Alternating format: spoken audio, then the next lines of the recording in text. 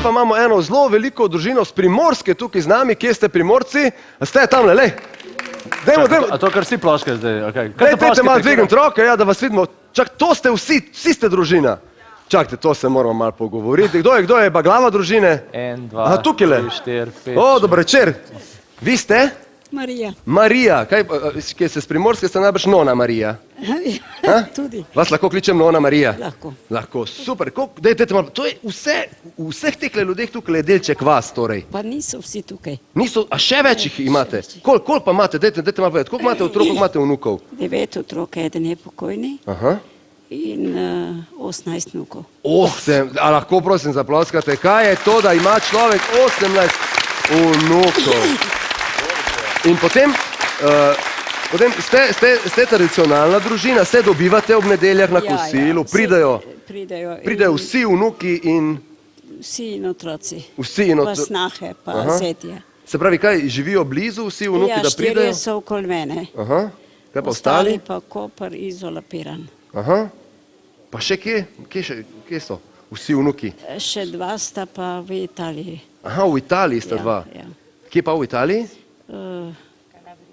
Kalabriji, se pravi na jugu, zelo daleč. Kako pa to, da sta tam? Ja, hčerka je živela v Trstu in ni šlo in pol so otroci tam ostali. So tam ostali? Ja. Če lahko vidite, ker tam je mikrofon. To ste vi, hčerka? Ne. Hčerka sem jaz, ja. Od Marije? Ja. Imam 3 otroke, to je moja hči Žaklin. Aha. Kaj pa druga 2 sta pa v Italiji? Druga 2 sta pa v Italiji, ta mali je imel 1. aprila 22 let, ta mala Marija pa po moji mami je ime, je pa imela 26. marca. Kaj se je pa zgodilo z njima, zakaj ste v Italiji? Z očetom otrok smo šli na razen in je prišlo do problemov, pač so ostali pri mami pokojni od očeta. Aha, so morali ostati v Italiji. So ostali v Italiji, tako da... Kdaj ste jih pa nazadnje videli vi, Nona Marija? Kar ne 15 let. 15 let, se pravi 15 let se niste videli z lastnimi vnuki, kaj pa vi? Midve pa 9 let, želive si iti, ja, samo med zdravjem, da je in finance pač ne more veiti, nič, zaenkrat je tako. No, če sva lahko odkrita midva, sva to zgodbo že slišala, vašo zgodbo, vaša vnukinja Nina nam je vse povedala, ja, je rekla, da se že dolgo niste videli z njima in da je to ena tako posebna zgodba, ki nas je ganila in tudi zato smo mi stopili v kontakt z vašimi vnuki in z vašimi otroci in sta Antonijo in Marija za vas posnela eno video sporočilo, tako da če ste pripravljeni, da to pogledamo. Stopite z nama? Stopite z nami. Gospa Marija, Vesna, Žaklin, sestra, ne? Ja.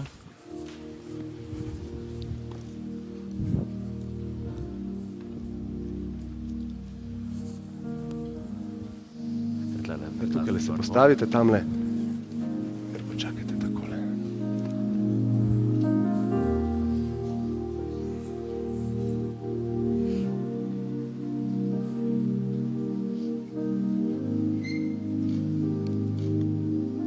Buonasera mamma, nonna e sorella Jacqueline. Dopo tanti anni siamo qui per farvi questo video messaggio, per farvi capire quanto vi vogliamo bene e quanto ci siete mancati per tutto questo tempo. Questa nostra lontananza ci ha aiutato molto a capire che in realtà siete stati sempre nei nostri cuori, nei nostri giorni, sempre quotidianamente presenti nei nostri pensieri e ci tenevamo a mandarvi un grande bacio e un grande abbraccio qui dall'Italia ad Antonio e Maria.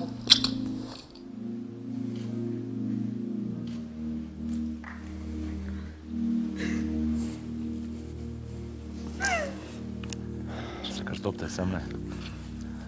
Burna reakcija, vidim. Nona Marija, če se lahko samo takole obrnete, da vas vidimo. Kako je slišati vnuke takole po 15 letih? Zelo žalostno. Zelo žalostno, jih niste bili veseli? Ne, dolg časa ne. Oni so daleč, jaz sem že v letih in tako ne grem. Mislim, oni mislijo, zdaj pridem sem. Ja, to sem želel reči, da jaz kot starš si niti ne predstavljam, kako je, da toliko časa ne vidiš svojih otrok. Kaj bi jim povedali, če bi bila tukajle? da jih imam rada, da jih pogrešam.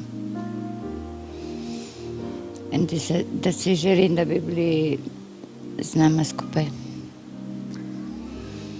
No, te besede lahko kar prihranite in ima to tudi v živo poveste, lahko jih tudi objamete, kajti Antonijo in Marija sta tukaj.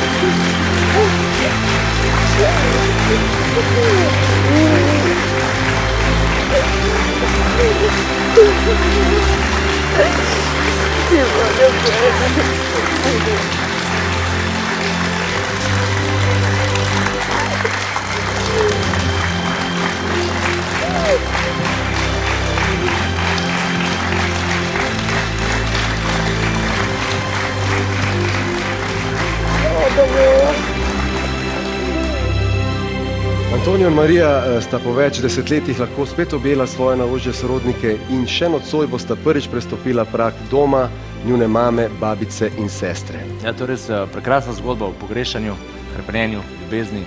Ja, v veliki razdalji, ki pa v primeru naše razdeljene družine zbližuje. Ker ni vedno samoumevno, da smo lahko skupaj, zato je nekako treba ceniti ta čas, ki ga preživimo z našimi najbližjimi.